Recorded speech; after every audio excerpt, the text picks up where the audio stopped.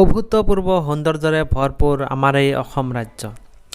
৭৮,৪৩৮ বৰ্গ কিলোমিটাৰ অধিকৃত এই অসম ভূমি গতিকে বিভিন্ন ঠাইৰ উন্নতিৰ কাৰণে তথা প্ৰশাসনিক সুবিধাৰ কাৰণে সমগ্ৰ ভূখণ্ডকে জিলাভিত্তিক ভাগ কৰা হৈছে। প্ৰতিটো জিলাৰ ইতিহাস সংস্কৃতি ঐতিহ্যক লৈ আপোনালোকৰ আগত উপস্থিত হয় হাইবৰ ইনফৰমেশ্যন নামৰ মোৰ ইউটিউব চেনেলখনে।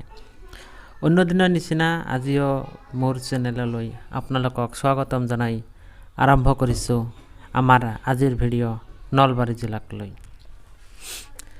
বন্ধু বান্ধৱীসকল, নলবাৰী জিলা অসমৰ এখন প্ৰশাসনিক জিলা, যাৰ আয়তন 1052 বৰ্গ কিলোমিটাৰ।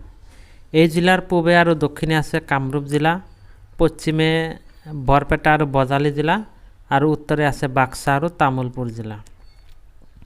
সমগ্ৰ জিলাখন 7,71,639 জন মানুহৰ বসতিস্থল। ইয়াৰে 63.71% হিন্দু, 35.96% মুছলমান আৰু 0.33% অন্যান্য ধৰ্মাৱলম্বীৰ মানুহে বসবাস কৰে। জিলাখনৰ শিক্ষিতৰ হাৰ 2011 চনৰ লোকপিয়ল মতে 78.63%, যিটো অসমৰ গড় শিক্ষিতৰ হাৰ 72.19%তকৈ বহুত বেছি। অসমৰ যিকোনো জিলাৰ পৰা সহজতে এই জিলাত যাব পাৰি। গুৱাহাটীৰ পৰা নলবাৰী দূৰত্ব প্ৰায় 68 কিলোমিটাৰ। আহক আমি এতিয়া জানো জিলাখনৰ নাম নলবাৰী কেনেকৈ হ'ল।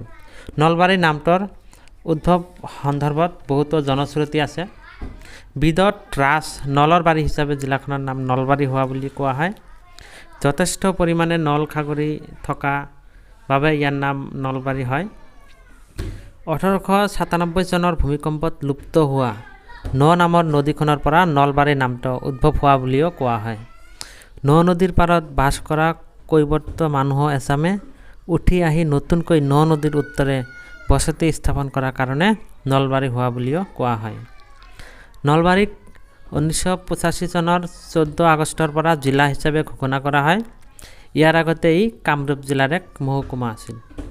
ব্ৰহ্মপুত্ৰ নদীৰ উত্তৰ ফালে অৱস্থিত এই জিলাখনৰ আন কেইখন প্ৰধান নৈ হ'ল পাগলাদিয়া, নোনা, বৰলীয়া, বুঢ়াদিয়া, টিহু আদি। প্ৰাকৃতিকভাৱে প্ৰতিটো নদীৰে আছে প্ৰাকৃতিক সৌন্দৰ্য আৰু প্ৰাচুৰ্যতা। জিলাখনত 7টা উন্নয়ন খণ্ড আছে। সেইকেইটা হ'ল বৰিগোগ বনভোগ, পূব নলবাৰী, পশ্চিম নলবাৰী, বৰভাগ, বৰক্ষেত্ৰী, মধুপুৰ আৰু টিহু। ৰাজনৈতিকভাৱে জিলাখনত 3টা বিধানসভা সমষ্টি আছে। 59 নং নলবাৰী এই বিধানসভা সমষ্টিটো 8 নং মঙলদৈ লোকসভা সমষ্টিৰ অন্তৰ্গত, 60 নং বৰক্ষেত্ৰী এই সমষ্টিটো 7 নং গুৱাহাটী লোকসভা সমষ্টিৰ অন্তৰ্গত আৰু 61 নং ধৰ্মপুৰ এই সমষ্টিটো 6 নং বৰপেটা লোকসভা সমষ্টিৰ অন্তৰ্গত। এতিয়া আহক আমি জানি লওঁ নলবাৰী জিলাৰ কেইটামান পৰ্যটনস্থলী তথা শিক্ষা অনুষ্ঠানৰ বিষয়ে। নলবাৰী কলেজ অসমৰ অন্যতম শীৰ্ষস্থানীয় তথা প্ৰাচীন ঐতিহ্যবাহী শিক্ষা অনুষ্ঠানৰ ভিতৰত অন্যতম।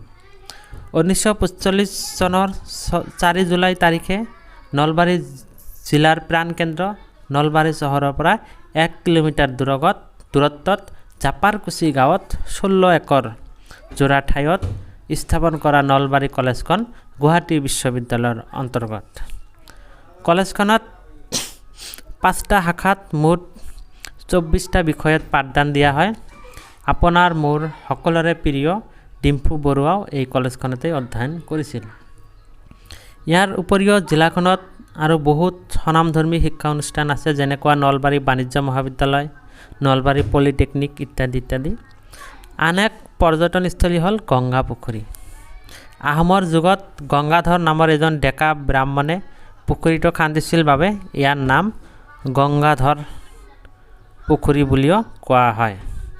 নলবাৰীৰ পৰা 7 কিলোমিটাৰ দূৰত বৰকুৰিহা গাঁৱত অৱস্থিত গংগা পুখুৰীৰ আশে পাশে অশোক অষ্টমীৰ সময়ত বছৰেকীয়া উৎসৱ পালন কৰা হয়। এই উৎসৱৰ সময়ত দেশৰ বিভিন্ন স্থানৰ পৰা কেইবাজনো পৰ্যটক আৰু ভক্তই নিজৰ মৃত পূৰ্বপুৰুষক শ্ৰদ্ধাঞ্জলি জনাবলৈ আহে। বনভোজ খোৱাৰ বাবেও এই গংগা পুখুৰী ঠাইখন যোগ্য স্থান বুলিও ক'ব পাৰি। ইয়াৰ উপৰিও হৰি মন্দিৰ, বিলেশ্বৰ দেৱালয়, বাসুদেৱ দেৱালয়, গান্ধী পাৰ্ক আদিয়ে জিলাখনৰ পৰ্যটকৰ আকৰ্ষণৰ কেন্দ্ৰবিন্দু হৈ পৰিছে। তো বন্ধু বান্ধৱীসকল, আজিলৈকে এইখিনিয়ে। আপোনালোকে চেনেলখন ছাবস্ক্ৰাইব কৰি ৰাখক এনেকুৱা ধৰণৰ আৰু নতুন নতুন ভিডিঅ' পাবলৈ। ধন্যবাদ।